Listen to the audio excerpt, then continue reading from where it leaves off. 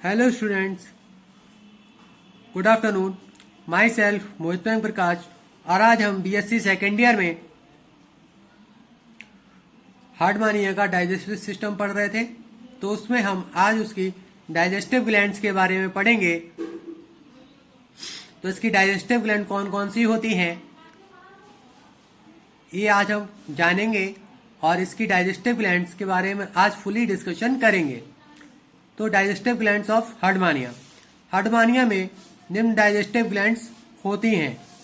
तो कौन कौन सी डाइजेस्टिव ग्लैंड होती हैं आइए देखते हैं।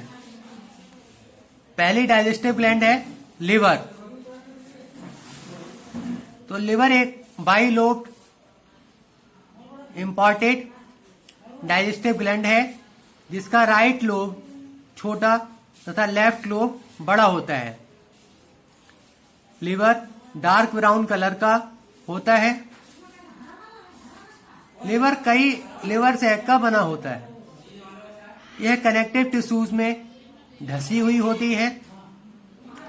लिवर की सभी ट्यूब्यूल्स आपस में जुड़कर 11 या 12 डक्ट्स बनाती हैं जिनकी ओपनिंग स्टोमक में होती है। लिवर के सिक्रीशन में एमाइलेज, प्रोटीएज और लाइपेज एंजाइम होता है। लाइपेज एंजाइम होता है। आइए अब देखते हैं लिवर का डायग्राम। ये देखिए TS of liver of Herdmania, यानी हार्डमानिया के लिवर की टीएस यानी transverse section of liver of Herdmania, जिसमें बाहर की ओर कनेक्टेड टिश्यूज, अंदर की ओर स्टार्च ग्रेन्यूल और ये लिवर सीका। तो बच्चों आप इस डायग्राम को बनाइए, फिर हम आगे चलते हैं।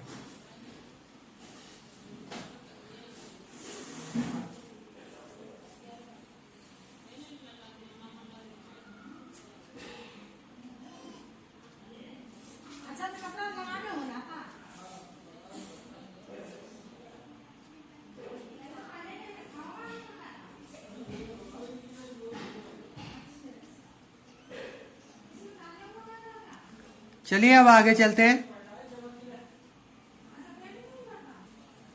अब बात करते हैं हम इसकी पाइलोरिक ग्लैंड की। तो पाइलोरिक ग्लैंड क्या है आइए देखते हैं।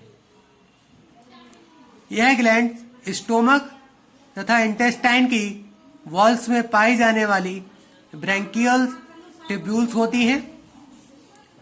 इनका स्रावण एक डक्ट के द्वारा इंटेस्टाइन में पहुंचा दिया जाता है।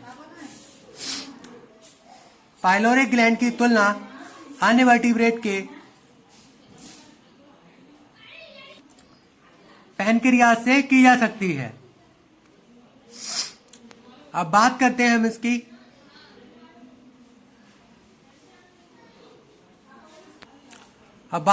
इसके food and feeding, food feeding and digestion की।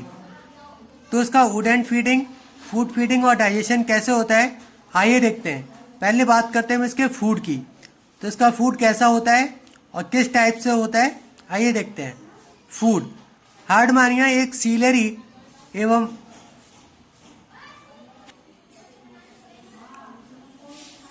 अल्टरफीदर है।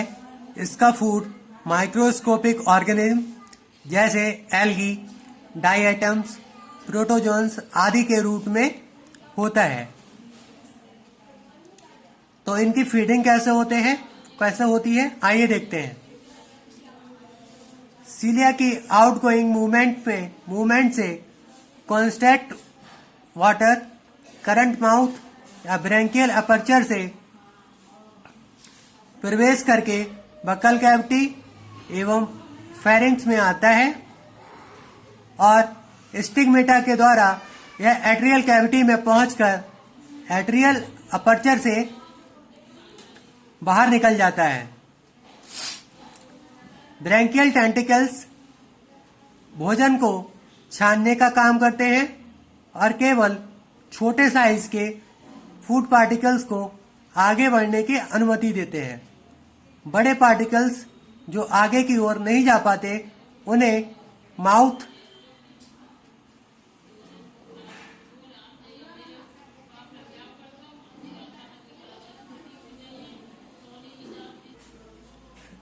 रिवर्स करंट द्वारा बाहर निकाल दिया जाता है। भोजन के कण जो ब्रैंकियल सैक में आ जाते हैं तो वे नीचे की तरफ सेटल होने लगते हैं। यहीं पर फूड पार्टिकल्स को एंडोस्टाइल के म्यूकस द्वारा चिपका लिया जाता है, जिससे फूड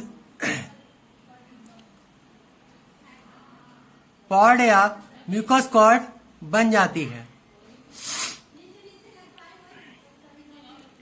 इसके बाद पार्टिकल्स के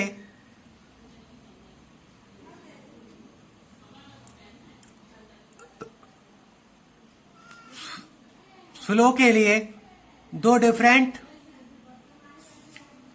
मत दिए गए, जिनमें विले व हार्डमैन के मत को रिजेक्ट कर दिया गया, जबकि ऑर्टन 1913 के मत को आज तक मानते हैं और इसी मत को कार्बन पार्टिकल्स के द्वारा प्रूफ किया जा चुका है।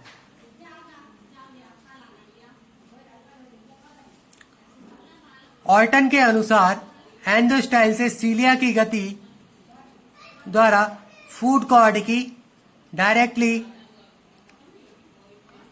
डोर्सल लैमाइना तक पहुंचाता जाता है। डोर्सल लैमाइना उसे रोल करके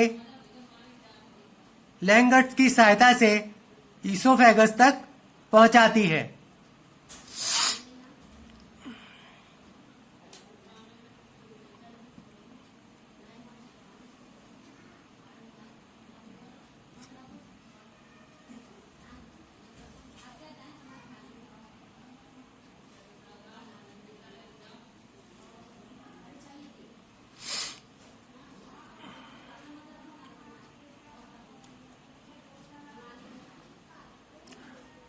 आइए अब बात करते हैं इसके डाइजेशन की। तो इसका डाइजेशन कैसे होता है, आइए देखते हैं।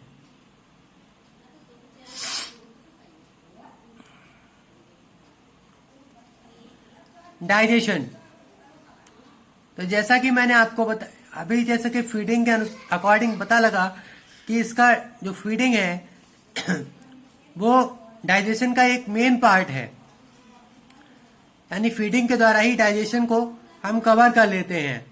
हमारा उसका फूड का डाइजेशन किस टाइप से होगा ये हमें फीडिंग के अकॉर्डिंग पता लग जाता है कि जो लार्ज पार्टिकल्स हैं या स्मॉल पार्टिकल्स हैं फूड के, वो बॉडी में एंटर होंगे या नहीं होंगे।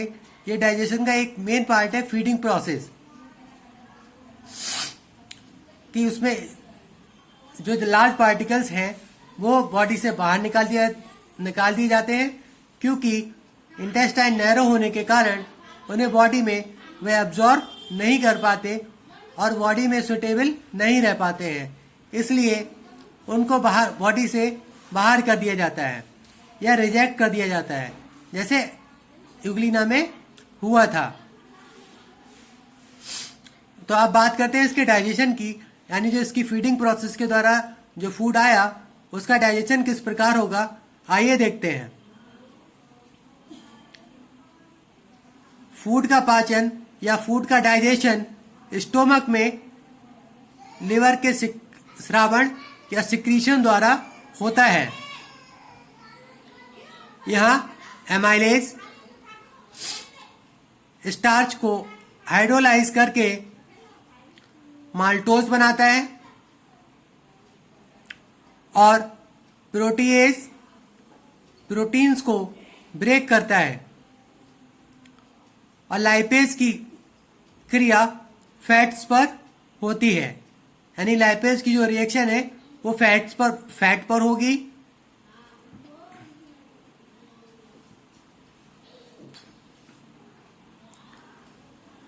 यहीं पर पाइलोरिक ग्लैंड का सिक्रीशन पैनक्रियाज की भांति कार्य या वर्क करता है। भोजन या फूड का पूर्ण पाचन यानी कंप्लीट डाइजेशन एवं अवशोषण यानी एब्जॉर्प्शन इंटेस्टाइन या आंत में होता है और बिना पचा भोजन यानी अनडाइजेस्टेड फूड रेक्टम से होता हुआ एनएस के द्वारा एट्रियल कैविटी में छोड़ दिया जाता है।